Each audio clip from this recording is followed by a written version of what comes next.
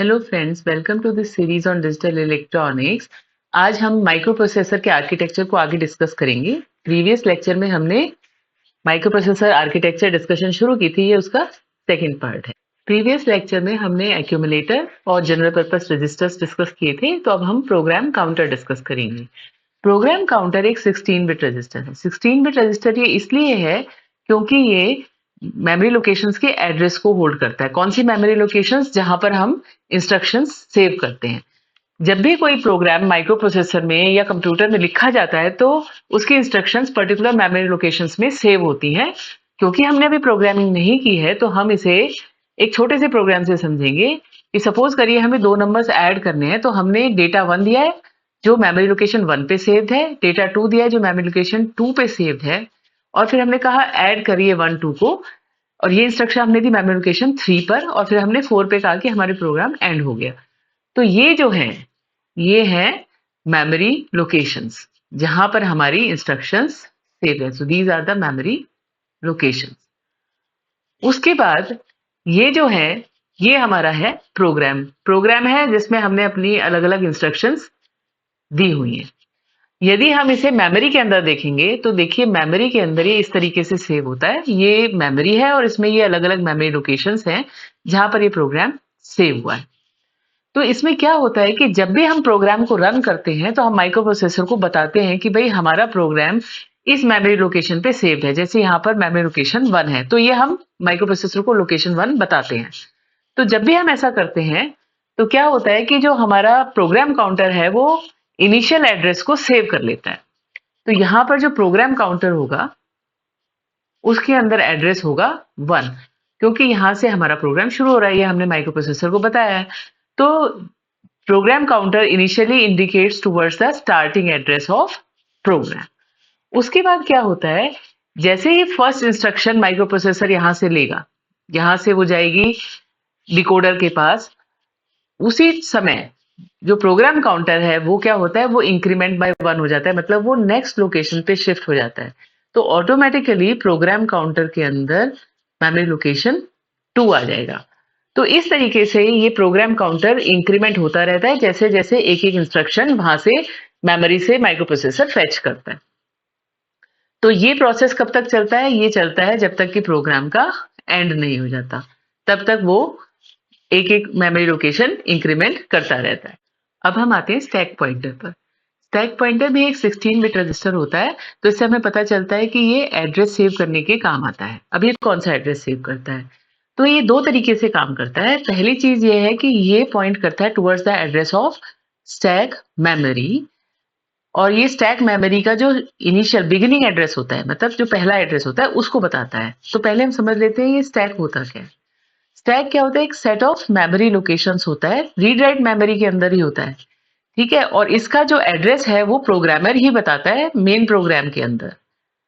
तो जैसे आप इसको समझिए कि ये मेमोरी है, तो मेमोरी के अंदर कुछ लोकेशंस और नॉर्मली जो है एंड में फिक्स की जाती है। जैसे यहाँ पर हम स्टैक पॉइंटर को फिक्स कर देते हैं, एंड की लोकेशंस को हम स्टैक मेमोरी यूज करते हैं। इससे ये फायदा होता है कि जो हमारे स्टैक मेमोरी के जो डेटा है वो हमारे इनबिल्ट जो प्रोग्राम्स है माइक्रो प्रोसेसर के या उससे पहले जो कोई प्रोग्राम्स लिखे हुए हैं उनके साथ वो इंटरफेयर नहीं करता या मिक्स नहीं करता।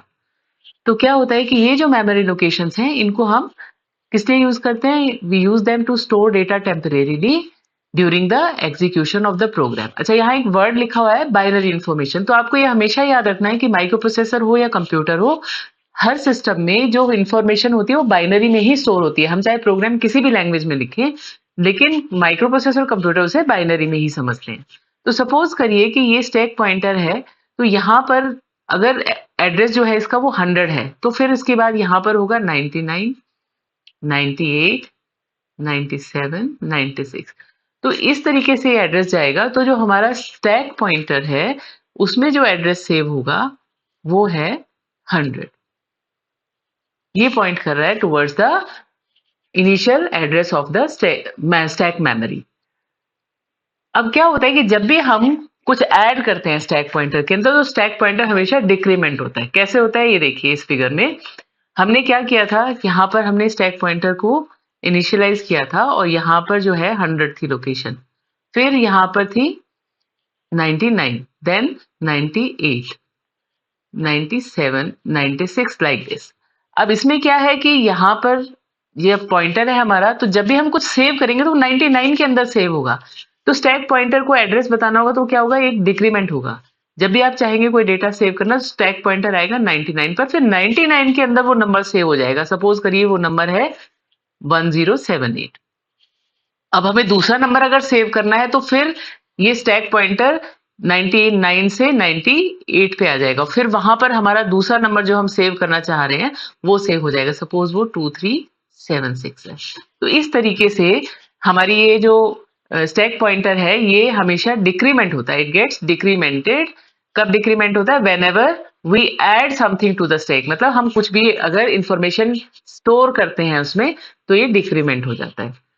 ऐसे ही जब हम उससे कुछ रिट्रीव करते हैं, मतलब वहां से कुछ वापस रिमूव करेंगे स्टैक से, तो क्या होगा, स्टैक पॉइंटर इंक्रीमेंट हो जाता है। कैसे होगा? सपोज करिए यहां पर हमने कुछ नंबर सेव किए हुए हैं इस तरीके से। अब हमें रिट्रीव करना है ये वाला नंबर 9626, तो क्या होगा, ये मेमोरी लोकेशन है 96। तो 96 से जब ये नंबर रिट्रीव हो जाएगा उसके बाद जो स्टैक पॉइंटर है वो अपने आप आ जाएगा 97 पर। तो stack pointer will be at 97। तो इसका मतलब है कि पहले वो 96 पे था जहां से हमने डेटा को रिमूव किया, और उसको रिमूव करते ही पॉइंटर जो है वो 97 पे आ गया, तो हमारा पॉइंटर एक इंक्रीमेंट हो गया। तो इस तरीके से हमारा ये स्टैक पॉइंटर काम करता है। तो इसमें आप देखिए एक चीज आपको और समझ में आएगी, स्टैक में क्या होता है कि ये इस तरीके से हमारी इंफॉर्मेशन स्टैक्ड है, यहां पर है, यहां पर। तो आप ये देखेंगे कि जो हमारी इंफॉर्मेशन पहले अंदर गई है, जो फर्स्ट इन थी, वो लास्ट आउट होगी। जब आप ऊपर की सारी इंफॉर्मेशन हटा देंगे तब वो बाहर आएगी। या फिर आप कह सकते हैं यहाँ जो लास्ट इन पे गई है, मतलब जो सबसे आखिर में गई है, वो फर्स्ट आउट होगी। तो इस तरीके के स्ट्रक्चर को हम स्टैक कहते हैं कि जिसमें सबसे एंड में जो इन्फॉर्मेशन गई है वो पहले बाहर आएगी, और जो सबसे पहले इन्फॉर्मेशन गई है वो सबसे आखिर में बाहर आएगी। स्टैक पॉइंटर का दूसरा काम क्या है?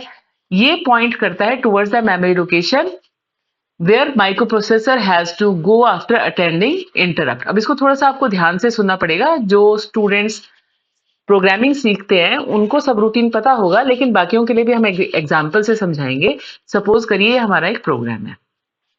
अब यहां पर ये देखिए जो 10, 11, 12 है ना, ये सारी है memory location address. These are memory location address. अब इसमें क्या हो रहा है कि हमने एक प्रोग्राम लिखा और इसके अंदर हमने अलग अलग इंस्ट्रक्शंस दी, लेकिन हमारी यहाँ पर एक इंस्ट्रक्शन है जो कह रही है कि गो टू 51। तो 51 पे हमने एक और प्रोग्राम लिखा हुआ है, इसको हम सब रूटीन बोलते हैं। तो ये क्या होता है, सब रूटीन एक छोटा सा प्रोग्राम होता है जो मेन पार्ट का, जो मेन प्रोग्राम का ही पार्ट होता है, लेकिन वो एक कंप्लीट फंक्शन परफॉर्म कर सकता है, खुद में एक कंप्लीट फंक्शन परफॉर्म कर सकता है। तो क्या होगा कि माइक्रो प्रोसेसर जब आप ये इंस्ट्रक्शन देखेगा, ये वाली 14th वाली कि गो टू 51, तो माइक्रो प्रोसेसर यहां पर चला जाएगा, इन इंस्ट्रक्शंस को एग्जीक्यूट करेगा। लेकिन यहां जाने से पहले, 51 पर जाने से पहले, स्टैक पॉइंटर के अंदर माइक्रो प्रोसेसर क्या करता है, इस एड्रेस को लोड कर देता है 15 ये किस लिए करता है? इसलिए करता है कि जब ये जो सब रूटीन का एंड हो जाएगा, इस प्रोग्राम का एंड हो जाएगा, तो अब माइक्रो प्रोसेसर क्या करेगा, वो वापस स्टैक पॉइंटर में चेक करेगा कि उसे वापस कहां जाना है। वहां उसे पता चलता है कि 15th लोकेशन पे वापस जाना है, तो वो फिर मेन प्रोग्राम में वापस आ जाता है और 15, 16, 17 इन सारी इंस्ट्रक्शंस को एग्जीक्यूट करता है। तो इस तरीके से स्टैक पॉइंटर एक बुक मार्क का काम करता है। बुक मार्क का काम इसलिए करता है क्योंकि सपोज करिए आप कोई बुक रीड कर रहे हैं और बीच में आपका फोन कॉल आ गया, तो आप क्या करेंगे, एक बुक मार्क लगाएंगे और फिर फोन अटेंड करके आएंगे, वापस जहां पर आपने बुक मार्क लगाया था वहीं से आप पढ़ना शुरू करेंगे। तो सेम काम स्टैक पॉइंटर कर रहा है कि सब रूटीन आया तो सब रूटीन को पहले रन किया और फिर वापस रिटर्न किया जो इंस्ट्रक्शन से नेक्स्ट रन करनी थी। ऐसे ही ये इंटरप्ट्स के साथ काम करता है। इंटरप्ट अभी आपको नहीं समझ में आएगा, लेकिन आप जैसे जैसे आगे प्रोग्रामिंग पढ़ेंगे तो आपको समझ में आएगा। फिलहाल आप इस प्रोग्राम से समझिए। सपोज करिए ये एक प्रोग्राम है जिसे माइक्रो प्रोसेसर रन कर रहा है, और जब वो 15th इंस्ट्रक्शन पे पहुंचा तो यूजर ने उससे कहा कि आप एक और प्रोग्राम रन करिए। तो क्या होगा कि माइक्रो प्रोसेसर 6th इंस्ट्रक्शन को रन करने के बाद ये जो दूसरा प्रोग्राम है इसको रन करेगा जो यूजर ने उसे रन करने के लिए कहा है। लेकिन इससे पहले ये जो 16th मेमोरी लोकेशन है, जहां पर इंस्ट्रक्शन 7 दी हुई है, उस एड्रेस को ये स्टैक पॉइंटर पे लोड कर देगा। तो जब स्टैक पॉइंटर पे आ गया यहाँ पर एड्रेस 16, तो इस प्रोग्राम को रन करने के बाद जो यूजर ने उससे कहा है उसको रन करने के बाद माइक्रो प्रोसेसर दोबारा 16th इंस्ट्रक्शन पे आएगा। और ये उसे कैसे पता चलेगा? स्टैक पॉइंटर चेक करने के बाद। और उसके बाद वो यहाँ से फिर आगे का प्रोग्राम रन करेगा। तो इस तरीके से स्टैक पॉइंटर एक बुकमार्क का काम करता है। तो ये हमने आपको डिटेल में प्रोग्राम काउंटर और स्टैक पॉइंटर को एक्सप्लेन किया है। आई होप आपको ये अच्छे से समझ में आया होगा। Thank you so much for watching. Please like, share and subscribe my channel. Thank you so much.